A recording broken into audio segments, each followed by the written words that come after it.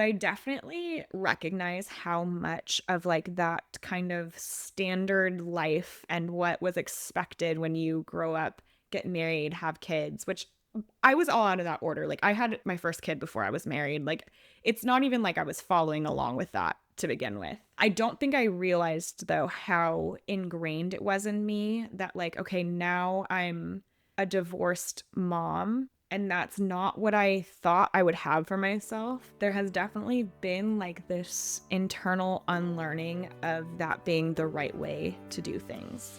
Welcome to the Sparkle Project.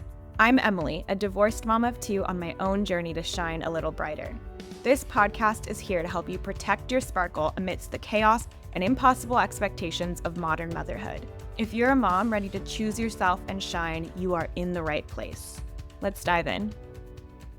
Welcome to what is a very, very, very, very special episode of the Sparkle Project. It is the 200th episode of what was formerly Worthy Mother podcast and has been the Sparkle Project for the last few months. And I am so excited because today, instead of me interviewing a guest, which you all know I absolutely love doing, I am actually in the hot seat, and I have one of my very, very best friends and collaborators, Breanne Smith, here with me. She is going to interview me. Bree, welcome. We did this for the 100th episode, which was like, honestly, in my life, it feels like a lifetime ago. Probably yours too. I feel like a lot has changed for both of us since then. But oh my goodness, I'm so excited to do this with you and just like hang out and chat and share some things that like I don't talk about a whole lot here. So welcome and thank you. I'm gonna like pass it off to you. Like let you take over from here.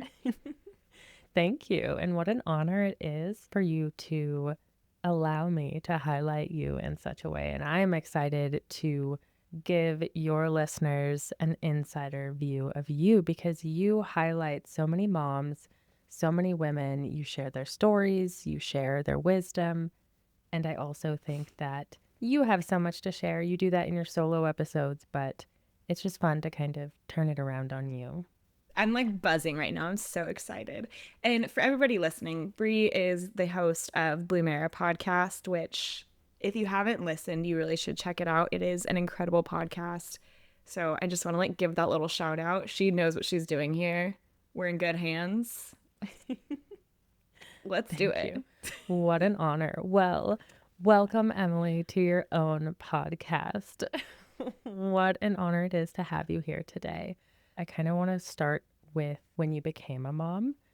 When did you become a mom, and what did your life look like at that time? It's like weird. I was thinking about this the other day, how it's only been just over like 7.5 years since I birthed my first child and became a mom. And how, in the scheme of like the universe, that is nothing, right? It's like a blip in time, but how completely different my life looks like from then. And then also from every little like piece along the way. Like it's changed so many times since then. When I became a mom, I was 23. I was getting my teaching credential in California. I was like in the program, had to take a quarter off to have my baby. Was not planning on having a kid. I had been with my kid's dad since I was 17. So we'd been together for quite a while. And so, like, the surprise baby was both like shocking and destabilizing, but also like we'd been together a long time and knew each other's families and had support around us. We had just moved back to our hometown, but like it was not the time where I thought I'd be having a kid. I was not ready by any stretch of the imagination, right? Well supported, not ready. And I was very much like kind of floating about in my identity. I mean, again, just relocating back home, going to school to start this career, trying to figure out like what it all looked like. And all of a sudden now it's like, okay, you're an adult, you're doing real adult things. And now all of a sudden you have a baby, figure it out, like figure out how to be this new version of yourself. And that's really what it felt like, was like all of a sudden everything kind of was changing. And I was a grown up now. Like I was supposed to have it figured out. I didn't. Right. It's what we think about all grown-ups, I think. I know just through my friendship with you that you've talked about not having like a strong sense of identity before kids. I'm curious how you would describe yourself before motherhood, especially having this Mm. perspective now to look back on it, and how you would have described yourself at that time too.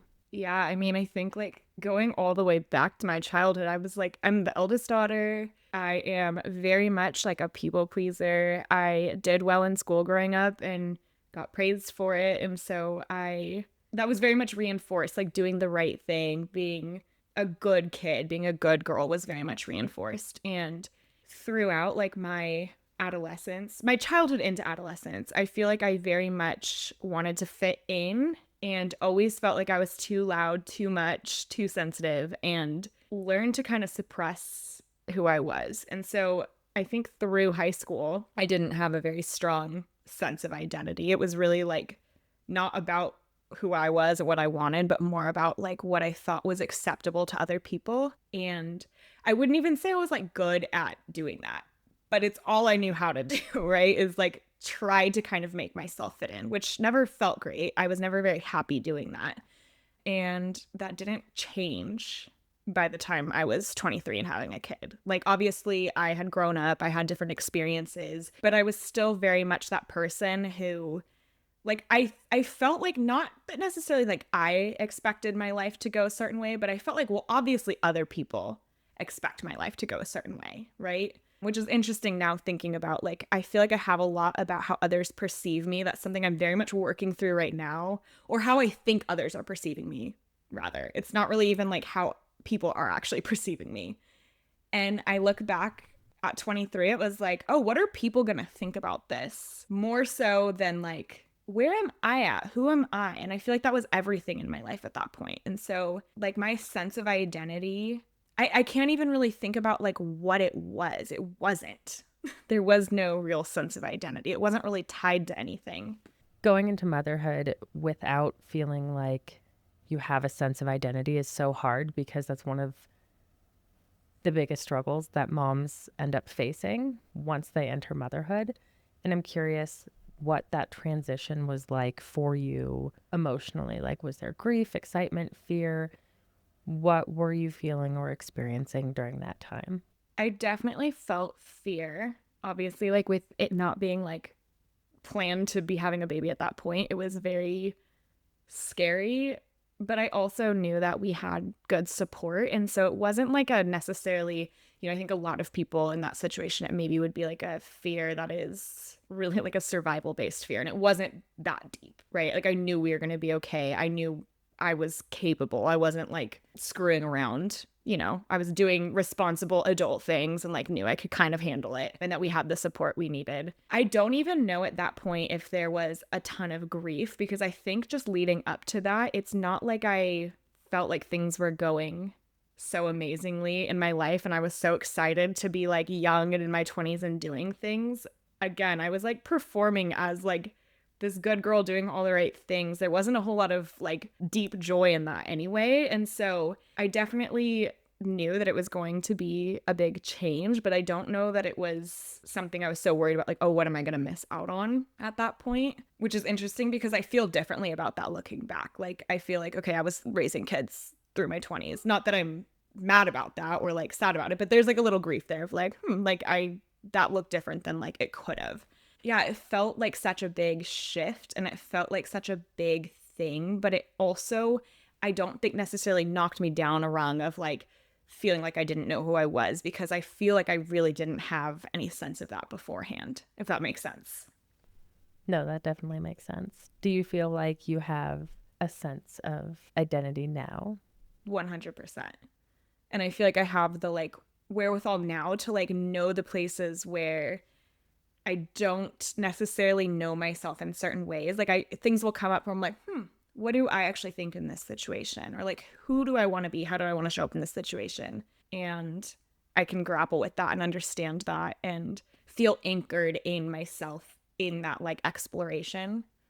So night and day difference. When do you feel like that change happened for you? I think in some ways, just like me growing up, I think a lot about how like we are growing up with our kids and we never stop growing up. Like we continue into our old age if we're lucky to live that long, continuing to grow up. And I think for me, like looking back on my motherhood experience, there was a lot of just like naturally growing up and learning who I am just in what I was experiencing, right? I think most 23-year-olds don't necessarily have like this stabilized sense of identity. Even if they feel like they have a really strong sense of identity, it changes so much throughout your 20s, right? And I so I mean, your think, frontal lobe hasn't even developed, so no, exactly. Exactly. it makes Like, sense.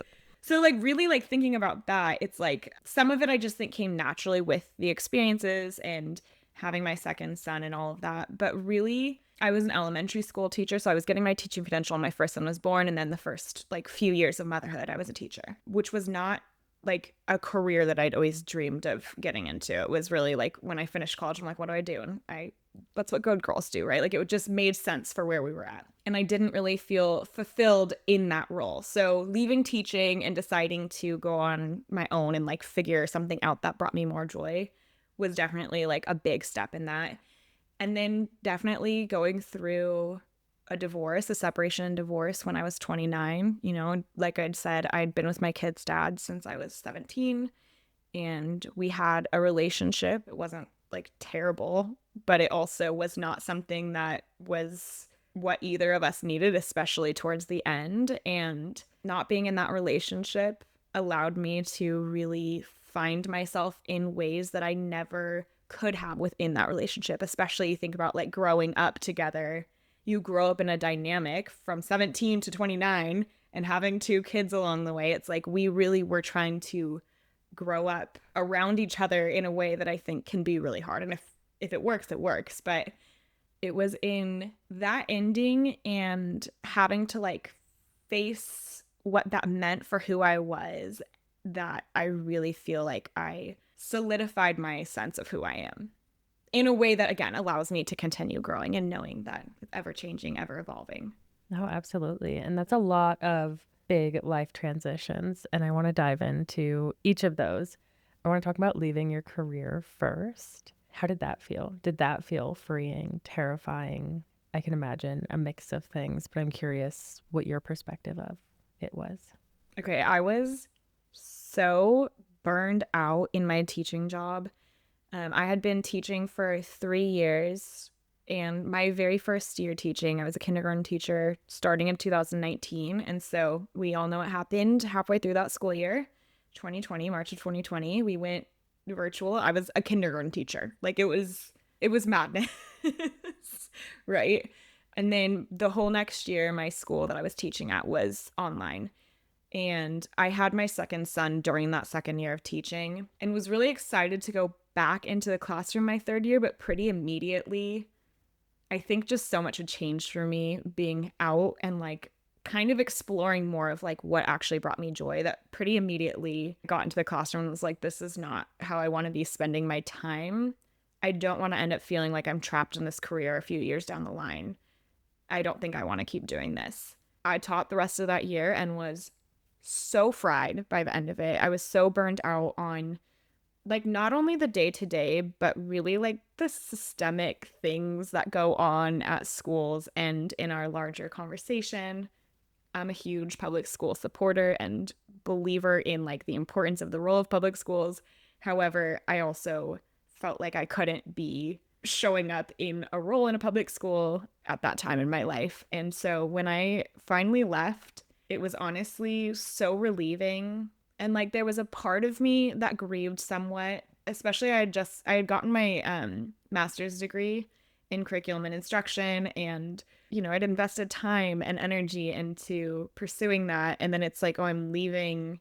What does that work for? Which now I look back and I'm like, it was for a lot of things. And that was not going to hold me back. Like I said, I couldn't keep doing it. Like I was so burned out. It was definitely scary in some ways as well, but at that time I was married, and so like we were a two-income household. It's not like we weren't going to be bringing in money, right? We were going to be fine. So, yeah, honestly, like it mostly felt freeing and deeply relieving, which is kind of wild. I was a very much like a kid who craved stability and craved like this sense of safety where like if you had told me before that I would have left a job like that, I don't think I would have believed you. But by the time I actually did, like no, it was the only choice. I love that. Trusting your intuition. What did stability actually mean to you at that time? And what does it mean to you now? I think about this a lot, like how I hated like the idea of change as a kid and again like through into my adulthood. Like I just the idea of not knowing what came next, all of these things was like so terrifying for me. And I feel like I had a lot of stability growing up. And so it was always like this idea of it that was so scary. I don't even really know what it meant. Like, I don't know what that feeling was of like needing stability. Like, I think financial is a big part of it. And I think that's a very real thing. Like, finances are stressful. Like, they still stress me out. It's, the realities of our world are like there's certain things that stability really matters for. However, I think in a lot of ways, the need for stability through a lot of my life kept me in situations where I was like, oh, the comfortable thing is to stay in this, stay in the career, stay in the hobby you're doing, stay in the friendship, stay in the relationship. And it wasn't always like those things were actually stable. Like, even just thinking of teaching, like my first year, I almost didn't get asked back because they were letting go of teachers. Like, it wasn't actually that stable, but it was like this idea, this like fantasy of what it meant to be stable and not have to worry about those things. And yet, I was always worried about everything. And yet you were brave enough to still leave that comfortable path. What would you say to anybody listening who wants to leave that comfortable or safe path, but they are afraid? Because it is very Yeah. scary, right? Yeah. I mean, I think when you say like you left that comfortable path, I was like, no, Brie, it was not comfortable. I was miserable. But I think that's almost like the thing is it like had to get to the point for me where it wasn't comfortable. I was like, this clearly isn't comfortable. And I think what I would say is like, you don't have to wait till the balance tips, right? You don't have to wait till it's so bad that you have to leave. Again, whatever it is, if it's a job, if it's a relationship, if it's just the way you're living your day to day life that is not working. Like, you don't have to, it doesn't have to get that bad for you to walk away. And sometimes we don't know when it's time to walk away, or we don't know if that's the right answer. And that's understandable. And there's always so many factors to consider in anything where you're making a big life change, or even some small life changes that feel really impactful. But you don't have to wait for it to get so uncomfortable that you have to leave to leave. That's really good advice. Before I move on to the next big life transition, I'm curious how much of your identity was tied to that career, if at all. I think in some ways, like even maybe outwardly and in a way that then became internal, it was tied to it just in the fact that, like, as a society, when we're introducing ourselves, we introduce ourselves with what we do, right? And it was a really easy answer. Like, I'm a teacher, and like people respect that. I mean, and when I say respect, it's like, I think more they just know what to do with it. Like, they know what that is, they know what it means, because I don't think necessarily people totally respect teachers in big ways across the board. But like people definitely knew what to do with that. And, it was something that, again, like I got a master's degree in it. Like I had done work for it. I also, like I said, wasn't always planning on being a teacher. I remember when I was leaving, another teacher saying to me, like, it's sad that it was so bad that you're letting go of the stream. And I remember thinking to myself, like, this wasn't like a dream of mine. Like, I like my students, but like this wasn't something that I even went to undergrad for. Like, I don't need to be a teacher to feel like I'm doing the thing that I set out to do in life. That's not what it's tied to.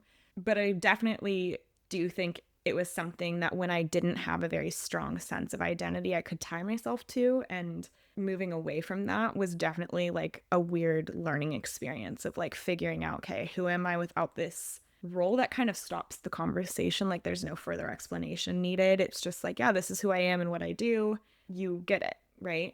So yeah, I think it's just in the way that we kind of, as a society, like I think everyone can relate to that. Like, thinking of your identity as the roles that you're in, I definitely can relate to that. No, I completely agree. I mean, I'm a stay at home mom, so I feel a bit of insecurity when people start introducing themselves with positions and careers and jobs. And I mean, I have my podcast and stuff, but my main focus is staying at home right now. So Yeah. I think it is something that we can all relate to. Okay, so I want to talk about the other big life transition, the divorce, The and bigger one. the bigger one, the bigger life transition. What did a healing after divorce look like day to day for you? It's funny, like thinking back to just the few months after the initial separation, like I can hardly even really remember what the day to day looked like. I know one thing that was incredibly important to me from like the very beginning when we decided to separate was making sure that I had like my people, like my support team knew that I needed their support. So, like, I remember calling you, like, I remember calling a few people in my life who I'm like, I just need you to know this is happening. And like, I need you. Like, I need you in whatever way you can show up, right? I also like immediately got in touch with a therapist who ended up being like a perfect fit for what I was going through, which thank goodness, because I know sometimes it can take a little bit to like get the flow with a therapist in your particular situation or with your personality. But I still see her. She's amazing. So that building up of like my support was really crucial and for like different things, right? Like having somebody that I could go out and be social with, having somebody that I could tell the weird, I mean, like you, someone I could tell the weird thoughts that I was having about whatever, right? Like, I just need to say this to someone, and I don't want to be like, I don't want this to seem like it's a bigger deal than it actually is, right? Like, I just have this thought or I'm sad about this thing, but like, I'm okay. I found that, like, in the initial period, there were people who would like, when it would come up that I was getting a divorce, they would be like, oh, I'm so sorry. And like, I would call it like sad baiting, where they wanted to like feel my pain. And that was so like repulsive to me that it made it so that I wouldn't want to share negative feelings about it because I'm like, I'm overall fine, right? Like, I'm doing okay. So having people that I could go to with those negative feelings who wouldn't make it like a whole thing was really helpful. But I mean, definitely like a lot of just surviving too, Yeah. right? Like, I was definitely not thriving in those first few months. I mean, from my perspective, you were given the circumstances, but I Yeah. understand. It's interesting how people would treat hearing that news. I'm curious if you ran into any like misconceptions that people had about divorced mothers. Yeah, there's a few things that come to mind. I'd say one big one is that kind of the idea, and I guess like I would have thought this too, the idea that like being out in the world as a single mom is really hard or doesn't feel good. And I actually found that for the last bit of my marriage, like I felt like a married single mom when I would go out with the kids. Like, it would be me and the kids out doing something. And that felt really shitty as somebody who was in this family unit, right? And so actually after the divorce happened, after the separation happened, and I actually was a single mom, and like I could like kind of, I guess, take on that role and identity, it actually felt a lot better. Not that it feels great all the time, but like, I don't know, that was a big thing, a big difference for me. A noticeable difference was like it did feel substantially better. I would say another thing, and this one's kind of weird to navigate, but this like idea of like, oh, you must always miss your kids, or like, oh, I couldn't be away from my kids. You know, I have 50-50 custody. People saying like, oh, I couldn't be away from my kids 50% of the time, or things like that. And I definitely think like we all have different experiences, and like the way that me and my ex like parented before, like I wasn't with my kids 100% of the time. Like, I would say like I was the default parent, but it's not like he was home with the kids some days and I was out doing things. Like, that was very much the dynamic. So it wasn't as big of a transition as it may be for some people. It definitely was a transition, and it was really hard for me to like let go and let him be the parent for his 50% of the time and me be the parent for my 50% of the time. But like, I obviously always miss my kids, and like I obviously, like, there is some amount of sadness for spending so much time apart from them, but it's not like a, oh, I miss them and don't want to go enjoy my time, like, at all. And I do think that sometimes is the expectations that like a mom should like really, really, really miss her kids, and it should be something that is like deeply, deeply hard to be away from them in these ways. And sometimes there can be like judgment that comes along with that when you are living your life. But I'm like, I have 50% of the time where I don't have my kids. Like, what am I supposed to do? Right. Like, plus, I like having alone time. I like having time for me. So leaning into that has been great. And I don't have a problem with it. But I do think it is something that I've just come across experiences where like that's the expectation. That's how I should feel. Yeah, that's strange. I'm sorry that you run into that and experience that because that's not the case at all. No, no. And getting that time for yourself and kind of coming into your sense of self, what helped you connect to yourself at that time? Okay, well, I will say right off the bat that I remember having conversations. So the first month after our separation, month and a half, we lived together. Like we just kind of, it was kind of normal. We didn't spend time together, but we weren't really spending time together before. So it was kind of just how it was. Then we went on to nesting, where we were 50% like on off with the kids, but like at the house. So he was somewhere else during his non parenting time, and I was at my family's house and I lived with them like 50% of the time, which it's weird thinking about. That went on for like 3 months. I'm like, well, I really did that for 3 months. Like, what a blur of my life. It's weird thinking back on. I'm like, that happened. But during that time, I was never alone, right? I was not alone in my non parenting time because I was at my parents' house and I was with them. I remember just distinctly having conversations about how, like, I don't think I've ever been alone for more than 24 hours. I'm like, I can't think of a time in my life where I didn't see somebody that I was socializing with, like, intentionally for more than 24 hours. Like, I went from living at home to having college roommates to living back at home for a short stint and then moving in with my ex. Like that's how it was. I never lived alone, and didn't know how to be alone. I had never been alone. So I was like, this is going to be weird. I'm going to have to learn how to be alone. And I've since had conversations with other divorced women who, like, I have a good friend who separated from her ex after me, and she was talking about like not knowing how to be alone. And I was like, oh, just you wait. You'll figure it out. Like, just do things that bring you joy, or like try and you'll figure it out. And I remember her texting me a little while later and being like, oh, you're right. I'm actually starting to enjoy my Sunday mornings without the kids or whatever it is. But it really was like this learning how to be with myself and like how to spend that time. And it's funny because in a pretty short amount of time, I was like figuring out things that really brought me joy. I, for a little bit, was like, would color and listen to podcasts. I then picked up tarot a little ways in and was like, I'm going to try this. Like, I never really felt like I could explore a hobby like that when I was married. Like, I didn't have the space or the lack of eyes on me, the lack of people perceiving me trying something new that was just a little out there. So I got a tarot deck and started like doing tarot and journaling along with that. That was really like a key component. And then, like, honestly, spending a lot of time with people. So I wasn't completely alone, going out and hanging out with my sister or having phone dates with you, going to live music with friends, like really trying to socialize and like just be myself and relearn how to be myself in situations in a way where like I wasn't tied to this identity in this role of being a married woman, like completely starting over as like a single 29, 30-year-old. It was really a lot of doing what felt like it would make me happy in that moment and following that. And it worked. Like it really, when I was able to listen to myself and do what I wanted to do, the connection to self really came easily. I want to talk more about the like 20s to 30s and the difference because I love hearing you talk about the perspective that you have now, looking back on everything.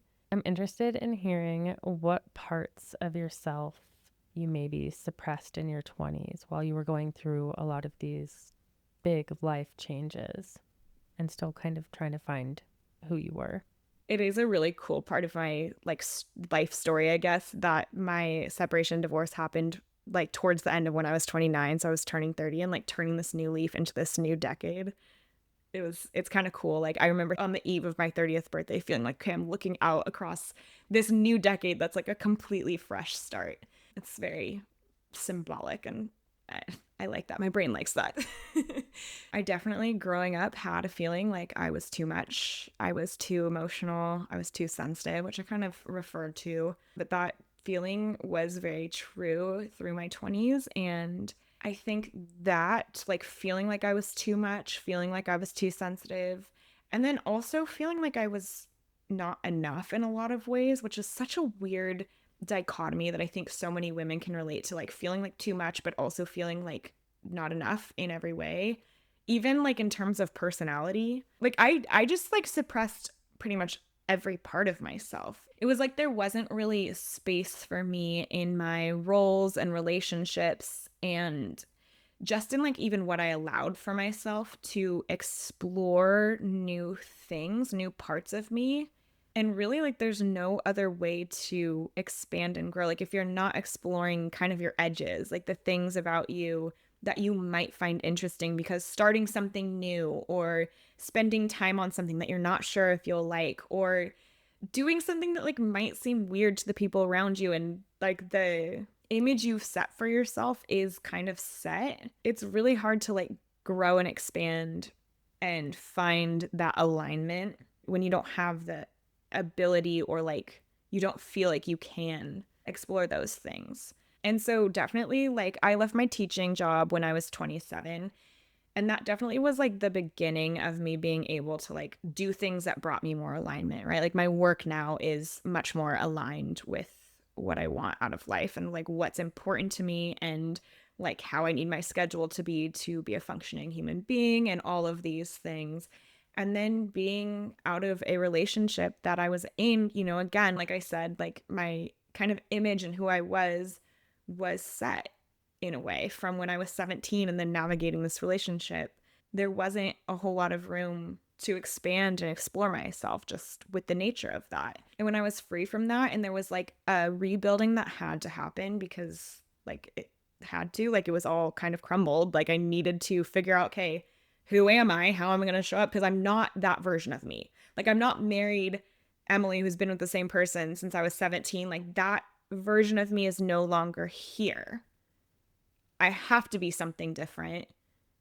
What is that? And choosing to take steps towards finding that alignment, like finding that fulfillment, doing the things that actually brought me joy. And I had a lot more capacity for joy. Like I was pretty miserable before. And so it was kind of one of those things where I didn't always know like what the thing was that bring me joy, because I never really was feeling all that much joy. And now all of a sudden I'm like, oh, this actually feels really good. And I have the capacity to feel something feel good. And so I'm going to try and do more of that, right? So some of that just kind of came more naturally because I was able to kind of tune in more. I was more reconnected with like who I was and what I wanted. And it's been fun watching you find that and learn and explore. And I know we've talked a lot about the things that you've learned along the way. I want to hear a little bit about what you've had to unlearn along the way about being a woman and being a mother.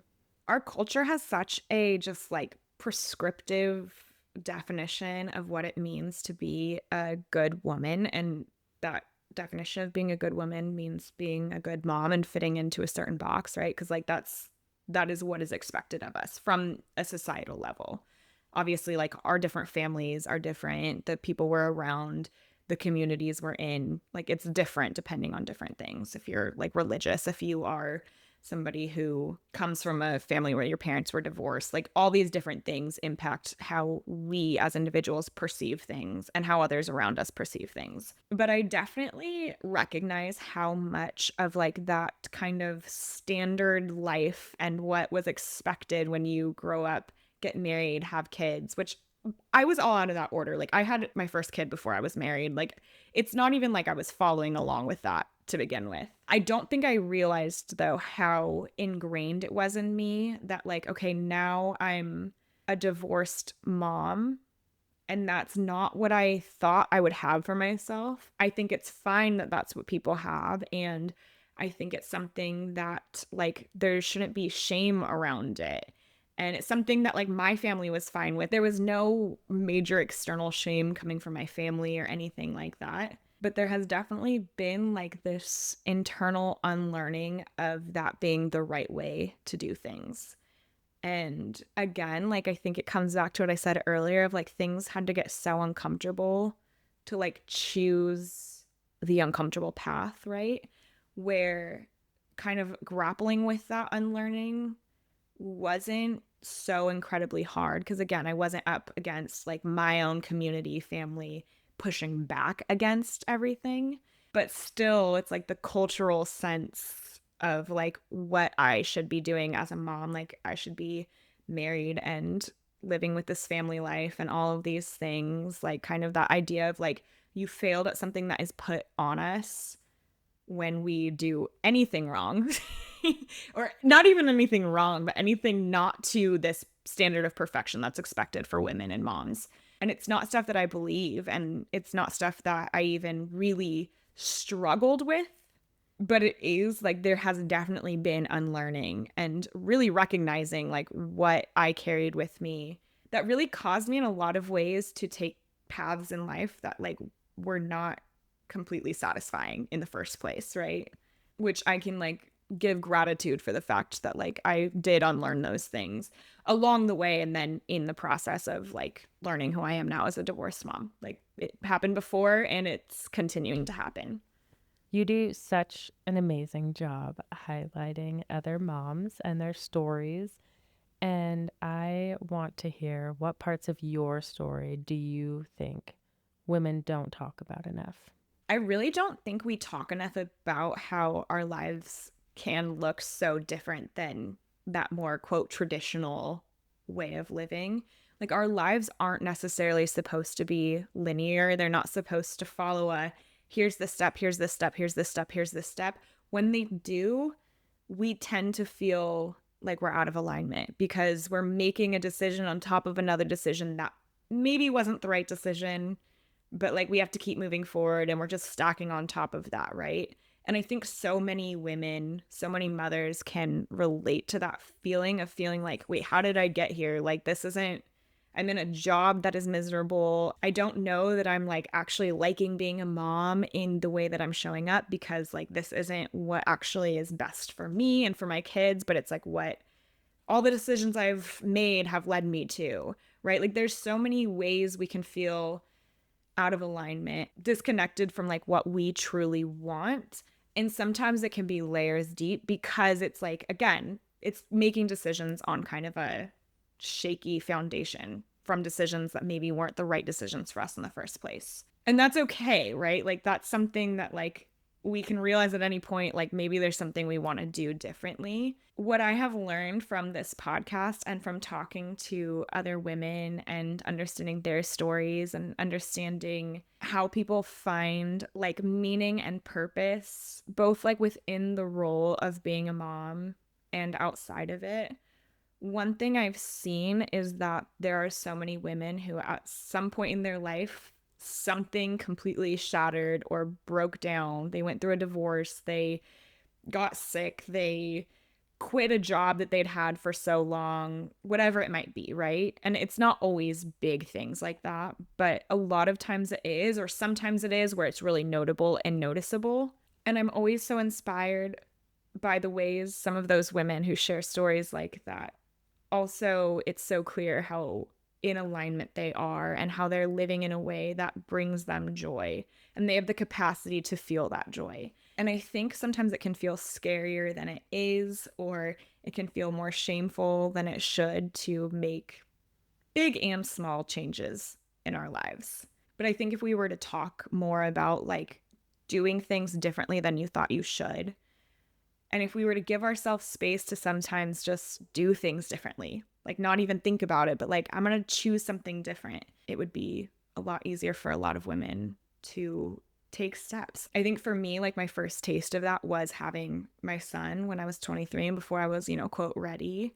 And it showed me that, like, okay, doing things outside of what I thought I was supposed to do, or like just the natural order of things, the natural way things would be, it doesn't actually make everyone hate me or whatever I thought would happen if I went against that. There's been a lot of moments like that in my story and in my life. And I'm so grateful to have had the opportunity all before I turned 30 for so many shakeups, we'll call them, right? And I think it's important for us all to know how like positively impactful shakeups can be when we're conditioned to do things a certain way as we head into adulthood and then just keep living the way that, again, we think we're supposed to.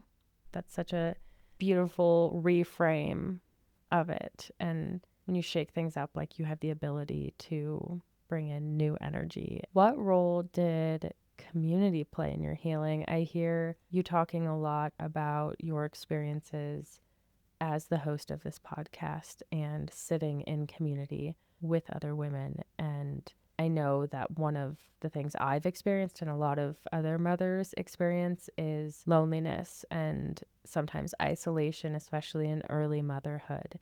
So I wanted to highlight and talk about the role that community has played in your healing. Like in every way, my connections with other people are so much richer because of my own healing and reconnecting to myself and having the space and capacity for others. And like I said, like that was very intentional for me to like connect myself to people and lean on other people during a time of like hardship for me. And it's led to really beautiful connections, really deep, beautiful connections that like would not exist in the same way had I not trusted the people around me. And I feel so fortunate to have other women in my life that I've been able to like learn from and see as a model in my own journey, see like that I'm going to be okay. And whether that is the people that I'm close with, and it has been, but also people that I have interviewed here on this podcast or that I just like know distantly on social media, you know, whatever it is, like being able to see myself in other people has been so incredibly powerful. And I am so deeply passionate about understanding how women who become mothers can like show up best for themselves, and of course like how that impacts our children and how that impacts the community, but really it's like for ourselves. That's really like where my passion lies, is understanding that. And so being able then to have conversations that other women, other moms listen to, I feel like I'm almost like paying it forward in a sense because I've learned so much from so many other people. And in that, like, when I think about what I want for my own work, creating community around these kinds of conversations is such a crucial part of it because of the gifts that community has given me in my own journey. I think we all are on our own healing journeys as mothers. Like I think that's just kind of part of being a mom, is like it breaks you open in ways where you're learning new things about yourself and there's healing to be done. Whether you call it healing or not, right? It's like this evolution, this growth that comes from the breaking open. And so I'm now like figuring out how to bring that impact to like a greater community. And you and I are doing that with Mom Friends Collective, which is the beautiful collaborative project we started earlier this year, and it has grown and is continuing to grow. And like we're just bringing other moms into these conversations about like what it means to be a woman, what it means to be a mom, what it means to show up in this world in those identities, and to do it in a way that like best serves us, because like the world forgets about us. The world doesn't care. Like we have to care about us and we have to care about one another. Well, my next question for you was going to be what advice you had for moms struggling to find community. And you kind of just answered it because I think that we are building that. And this is your formal invitation to step into it with us. Yes. If you are not already following Mom Friends Collective on social media, you really should be. I mean, there's not a whole lot of shoulds, but like I think that is one, because we all deserve to have a village and there are so many layers and components to that. And obviously, it's not just one thing. But I think being in connection with other women who get it, who are like open for the conversations and want to know what you're going through and validate that, and who also want that sense of community, it's really powerful. And like we have agency to be able to show up for ourselves in that way, to be able to join a community, to be able to try something new, meet new people. I'm so excited that we've created this. Me too. And I know it's scary to put yourself out there and try new things and meet new people, but we try to make it really easy. We have virtual events that you can join based around book clubs, tarot nights, different themed fun events. Like we give you the framework and the conversation, and we just want you to join if you are willing. Those Yes. conversations have been so healing for me. I know I didn't grow up with any mother figure to really model motherhood for me. So being in community with other mothers has been so healing and has helped me in motherhood and makes me realize that I'm not alone. I'm not the only one going Yeah. through these things or feeling these things. And yeah, I mean, they say it takes a village, and not everybody has a village. So we've brought that village to you. Before we go, I want to squeeze a couple more pieces of wisdom out of you. I'm curious what you would say to a woman who feels lost in motherhood or marriage or their identity. I mean, I think first of all, just knowing that it's completely normal to feel like that and like so relatable for most of us to feel like that is really important. I think sometimes it can feel like you're completely alone in feeling like you have no clue what you're doing or what happened for you to get here or whatever, like whatever the feelings are, whatever those thoughts that come into your mind when you think about like how lost you feel. Just knowing that, like, first of all, it can be really normal, especially in motherhood, to feel like that, but also like we're navigating these shoulds, we're navigating this conditioning and this sense of like what we are supposed to be doing. And if that doesn't feel right, of course you're going to feel lost. Like, let's have some compassion for ourselves and recognize that we're not alone in it. Our self compassion queen coming in with her self Yes. compassion. We love it. I also am curious if somebody is listening and they're feeling stuck in a life that just no longer fits them. What would you tell them right now?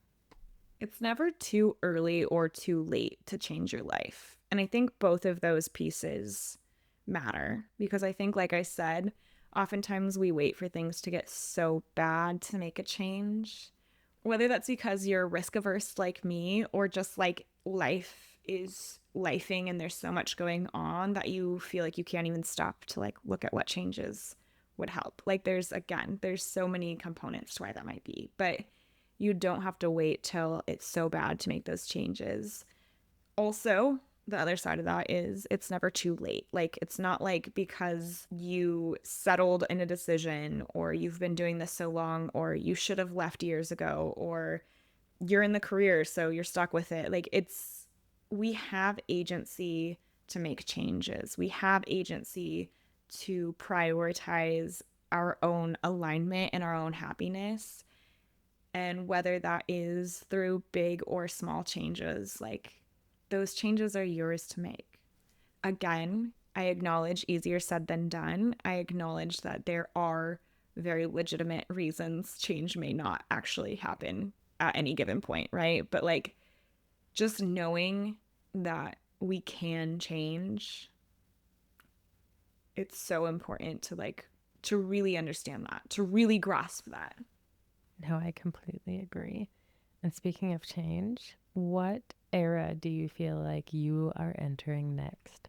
I'm so excited because I feel like my life has been in transition, right? Because of these big changes. It's like, okay, I'm in this in between chapter.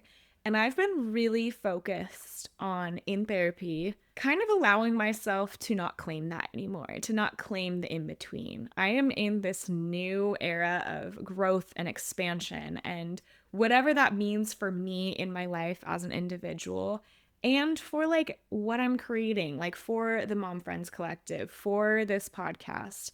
It's like it can all be as big and as exciting and as beneficial to the world as I want it to be. Just like in my personal life, I can be as big and as bold and as me as I allow myself to be, as I show up. And I have done a lot of healing and a lot of learning how to show up in that way. And so I'm really stepping into this era of like embracing that and knowing that like I will make mistakes. I will not be great at it all. And I wasn't in my 20s either. So like cool. Like we've done that. We know that we can survive all of that and like let's go for it. I love that. And now your time in the hot seat is done. I am seriously so appreciative of you being here and doing this. Like this was so much fun. It's so fun to like be kind of on the opposite sides. And of course, like hanging out with you is a blast. Yeah. I So mean, if you want to thank hear you. more of us yapping, go over to Mom Friends Collective. Yes. Yes. There's great things coming. Lots of good things coming. And make sure you like and subscribe and comment and tell Emily that she is incredible for making it 200 episodes in. That is 200 episodes of knowledge and practical tips and personal stories that you have shared. And I can't even imagine how many lives that has impacted. I know personally you've impacted mine many times, just on a personal level, and then also listening to your podcast and all of the moms that you've brought on. So this is a celebration of you and the full community, including the listeners, for getting us here today. I'm so happy. This is so amazing. And everybody go follow Brie. I will make sure and like link all of her stuff in the show notes. Go listen to her podcast. It's incredible. Yeah, go find us at Mom Friends Collective as well. And thank you for being here. Thank you for celebrating with me. I'm like so happy. I'm so proud of myself, which feels really awesome to say too. So, as you should be. Thank you for listening. Keep on shining. Thanks for tuning in to another episode of The Sparkle Project. Loved what you heard? Share this episode with a friend, and don't forget to leave a rating and review to show your support for the show. We'll be back next week with another episode. See you then.